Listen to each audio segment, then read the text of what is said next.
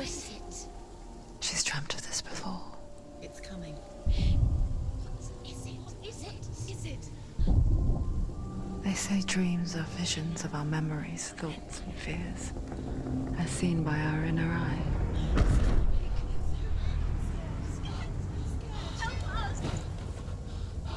But what if each one of us is always dreaming, even when awake?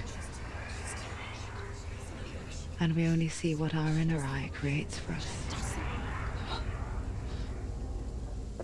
Is this what hell is? A world shaped by Senua's nightmares. Maybe that's why people fear seeing the world through her eyes. Yes, she's scared. Because if you believe that Senua's reality is twisted, you must accept that yours might be too.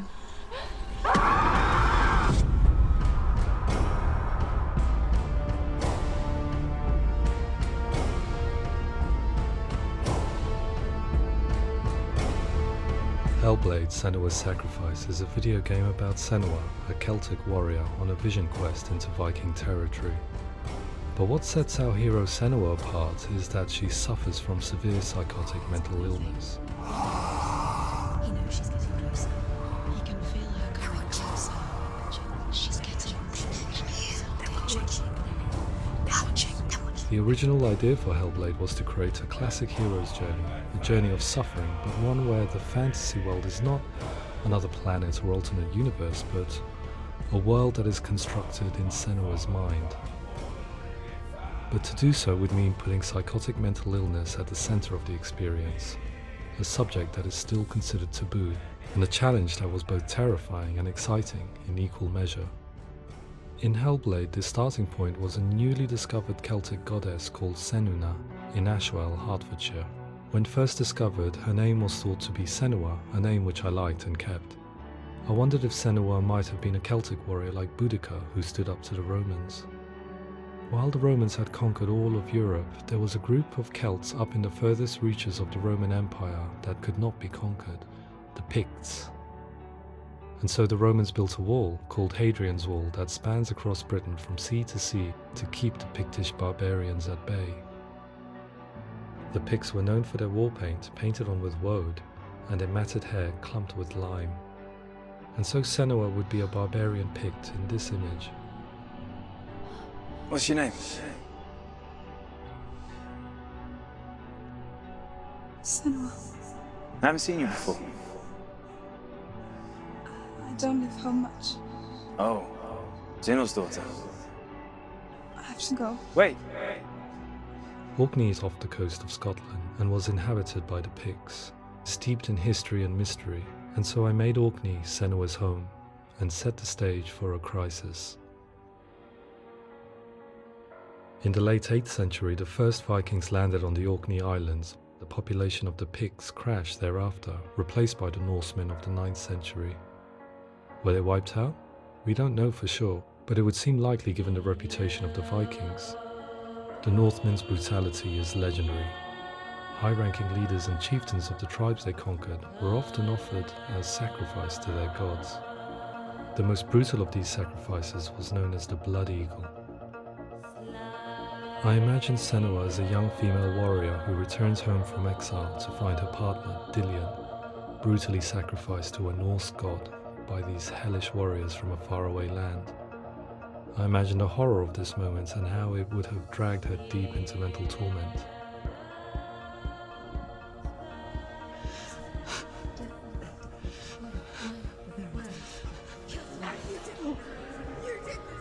No!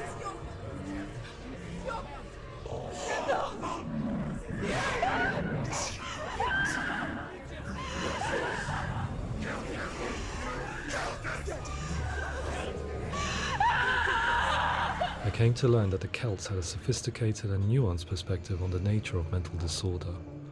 One term they used was gelt. A gelt is a man or woman who has been driven mad by a curse, battle trauma, or grief. The gelt would take to a life in the woods in search of penance, punishment, and purgation. And so Senua became a gelt, cursed by darkness, looking for redemption in the wilds. Another word the Celts used in reference to mental disorders was truth, meaning fool, or Liar. one who utters the words of God. They tell of the mad sinner who flees battle into exile and takes on a beastly nature, growing feathers on his body. The character called Truth in Hellblade is based on a little-known person called Findan, an 8th century Irish Celt who was captured and enslaved by the Vikings, but eventually escaped to Orkney where he became a monk.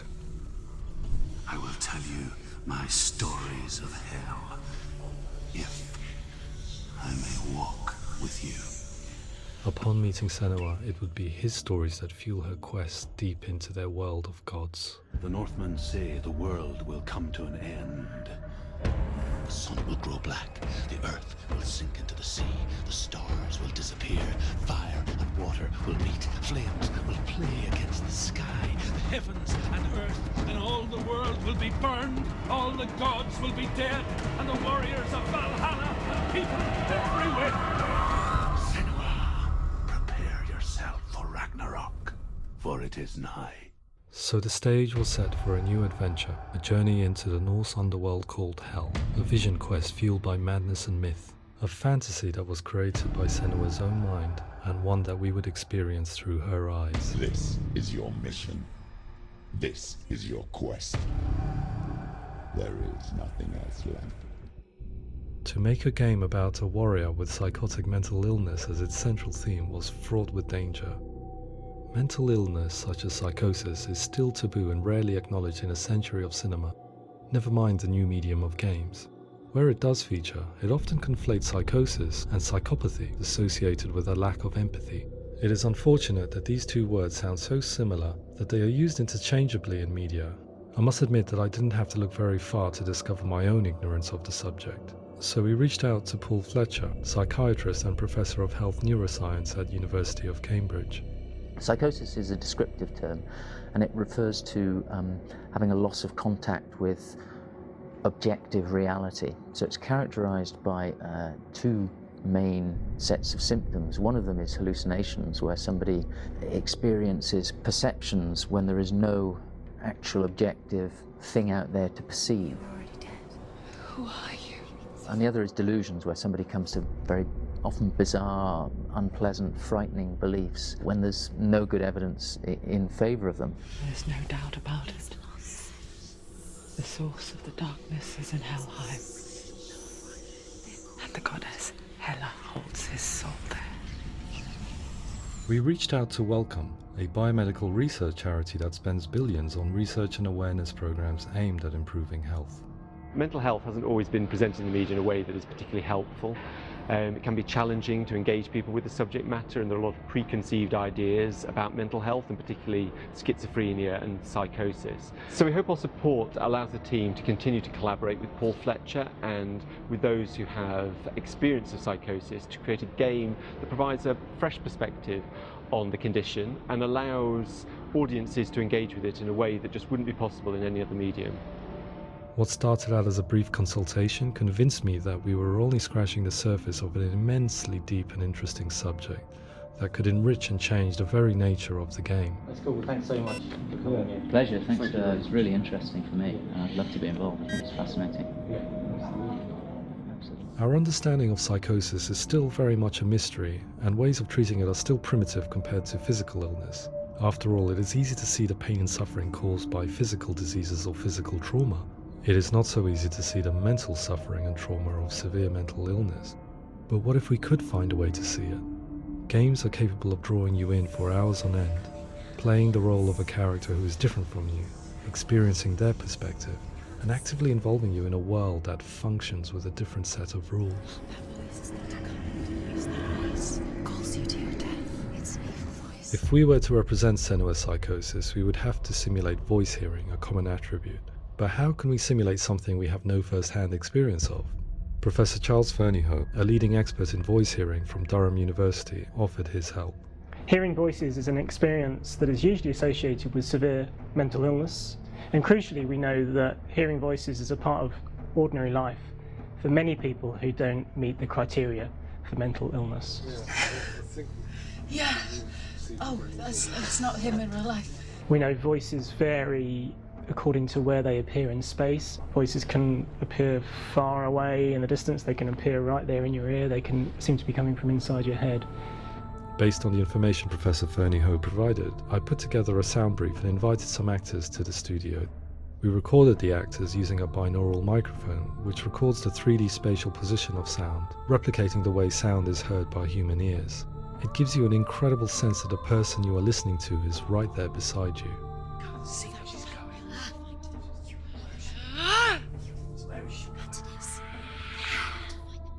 Rachel Waddingham from the Voice Collective came to our studio with 2 young voice hearers to speak to our team. We talked at length about their experiences and they listened to our tests, giving us feedback on how we could improve on it. Everyone hates her. She's cursed. It's very hard to represent what this experience is like, partly because it's such a personal, intense, emotional experience. It's testament to how Ninja Theory have been listening to what the researchers are saying, but also, crucially, listening to the experts by experience. What they've come up with is so compelling. It's by far the best representation I've heard of what these experiences are like.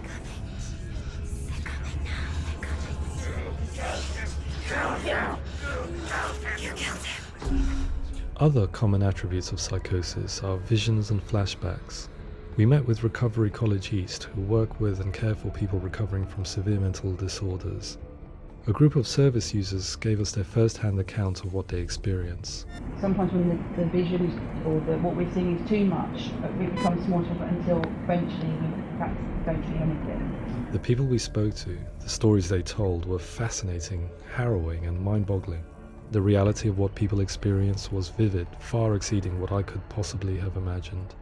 We went away itching to represent some of these visions and flashbacks in the game.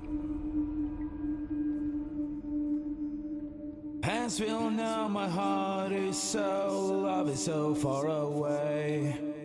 Don't you know how I wanna feel deeper? I could never know how you grow, all these days are killing me. Now I see deep in me insanity does unfold.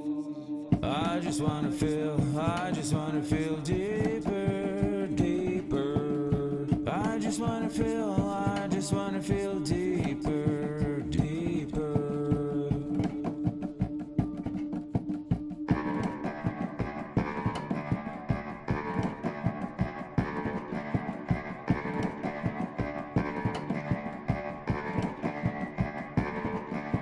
As we all know, my heart is so, love is so far away.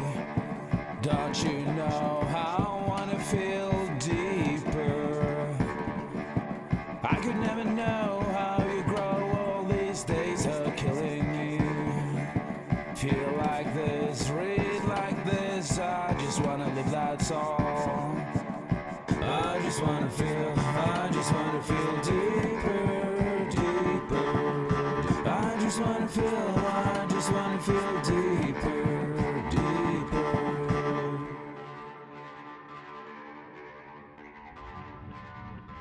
To refine our work, we continue to hold meetings with Recovery College East over the course of a year and a half, showing them what we had achieved so far and refining the in-game representations based on their feedback. With their help, flashbacks, visions and changes in perception were woven into the story and gameplay of Senua. The students that are involved in this project are incredibly excited about being involved. They have described the experience as being important because it values their lived experience and shows that despite what we have been through, all of that experience becomes valid, that actually it's something that we should all be talking about. The experiences described range from beautiful to frightening beyond comprehension. I heard of a girl who has to live with an angry voice screaming at her, slamming on her doors and walls 24 hours a day. I met someone who would often see hanging corpses in a room, so real that she would sometimes try to rescue them. The panic and fear that comes with such visions is entirely understandable, and it can be a living horror for some.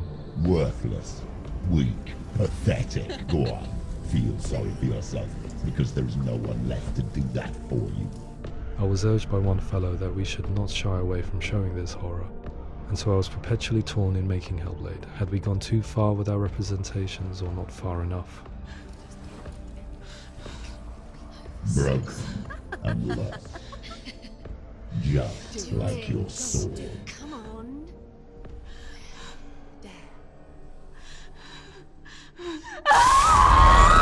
In some ways, voice hearing and visions were the low-hanging fruit, so to speak. There's another aspect of psychosis that is much harder to explain, but one that I think video games are uniquely able to represent, which are often called delusions. People begin to see patterns in the world. They begin to link things that most people wouldn't link. Most of the things that we might think would be coincidence or, not worth commenting on. Nevertheless, that might have a particular salience or importance for them. One individual described how everyday words, sounds, colours and objects were steeped in meaning to him, forming a strange and sinister puzzle that he was determined to solve but could not quite get to the bottom of. It's not just brain dysfunction. It's not like the system shut down. It's actually an incredibly creative process. The person creates a world populated with voices and phantasms and terrors, and they're completely immersed in it. They believe in it. We often invite people into the studio to play the game. In one of our playtests, they played through much of the game, making associations between runes, secret messages, and the threat of darkness that stalked them. There are many things that happen in the world of Hellblade that make perfect sense within the context of Senua's mind. The dark rot that's killing her slowly from within, the secret runes of the gods that block her path to Helheim, and strange associations that exist in the game to confuse you. To complete Senua's quest, you have to internalize and accept the logic and meaning behind these things to progress. Afterwards they said that they didn't see much evidence of mental illness in the game. People with delusions of all sorts would argue the same thing, that they are not aware of their experience being abnormal in any way. I need this sword. It's important.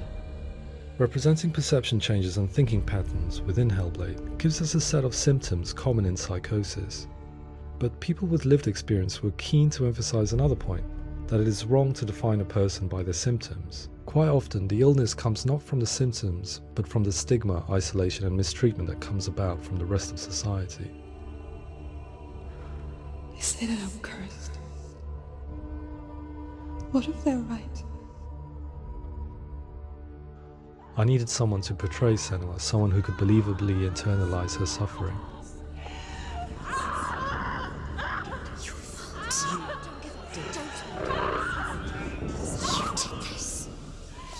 Melina Jurgens, our video editor, had been a stand-in for Senua over a few months while we perfected our motion capture techniques. Without realizing it, she had already auditioned for the role, and I knew her well enough to know that I didn't have to teach her to act, but to relive her own internal pain. As often is the case, those who have suffered mental anguish are never far from us.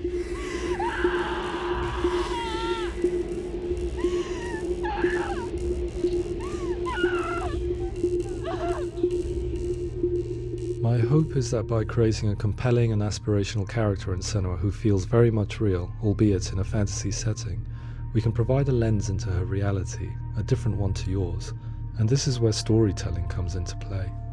I imagined her life based on common threads in real people's lives. She was always prone to psychosis as a child. Her mother Galina also heard voices and had visions, so perhaps there was a genetic aspect. Or perhaps it was cultural, as she lived within a world without science, of gods and a superstition, as exemplified by her druid father Zimbal. Psychosis developed in her late teens to early 20s and was exacerbated by stigma and isolation at the hands of the clansmen and her father. This darkness. It's spreading. The trauma of seeing her lover Dillian sacrificed tips her over the edge, making her remodel her reality around a concept that connects everything: the darkness. So the question, is what Senua experiences real? Can only be answered by saying, yes, it is real. It is her reality. All of her suffering will have been for nothing. It's just a matter of time.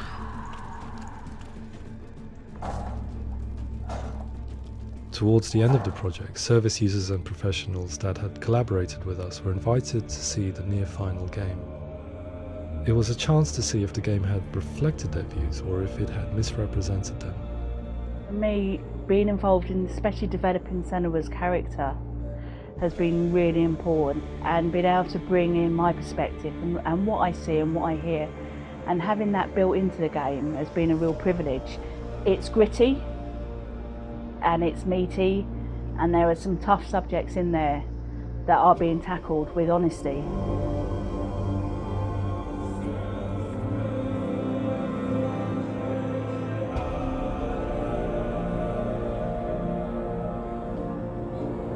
I was blown away by it today, absolutely blown away. It was just fantastic to get the opportunity to use our lived experience in a very creative way. There's nothing tokenistic about the work we've put in. It feels like we've been listened to, things have been taken on board, and I think there was a lot of realism in the game itself, and it feels very authentic.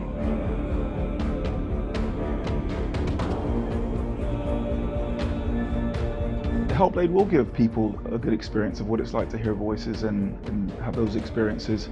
I'm glad that the guys at Ninja Theory kind of asked us to come along and help them build an experience that's positive when it comes out, and get myself a copy and have a go.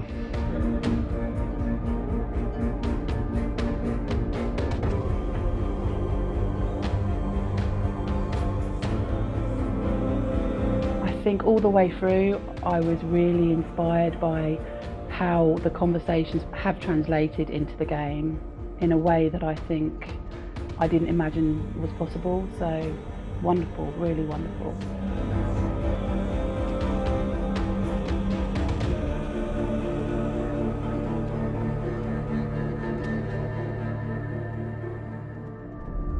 I really hope that others will follow the lead they've set and use the power of something like a video game to change people's perceptions, to increase understanding, and ultimately to make some of the stigma around voice hearing and other experiences go away.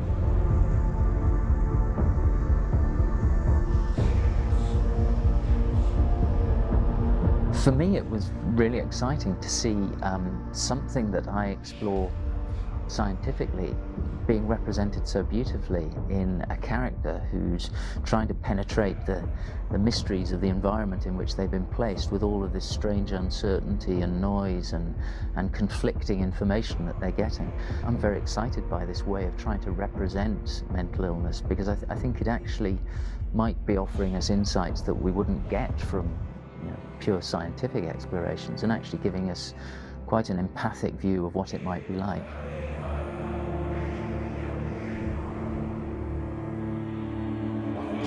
Mental illness has been with us for as long as we have been on this planet, but why? Why hasn't evolution stamped out this weakness from within our gene pool? I often pondered this question until I realized that the question had an inbuilt flaw. It assumes that being and thinking differently is a weakness. The only reason we have computers, spacecraft, medicine, poetry, art, and yes, even video games is because individuals are able to simulate new abstract realities in their minds and share them with the rest of us. We need people to be willing to see differently in order for us to progress and survive as society. And we need to be open to these new ways of seeing. And it is this spirit that motivated me to create Senua's story and share it with you.